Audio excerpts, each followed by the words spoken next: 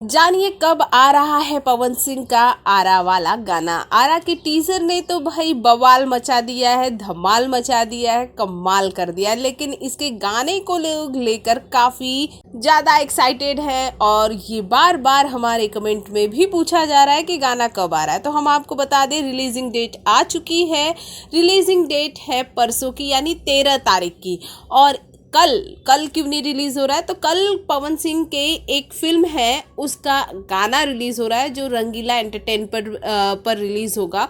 वहां पर आप जाकर वो गाना देख सकते हैं। एक फिल्म का गाना रिलीज हो रहा है।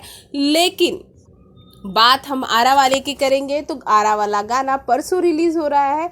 और जो लोग हमेशा से ये बात जानना चाहते थे, काफ़ी एक्साइटेड होकर हमारे वीडियोस को देखते हैं, तो उनके लिए ये खबर है कि परसों आप तैयार रहिए। 13 तारीख को तैयार रहिए। 13 तारीख को रिलीज़ हो रहा है पवन सिंह का गाना, यानी सोमवार के दिन रिलीज़ हो रहा है। सोमवार को वैसे भी पवन सिंह अपने आप के लिए बहुत लकी मानते हैं, इसलिए सोमवार को रिलीज़ हो रहा है पवन सिंह का गाना।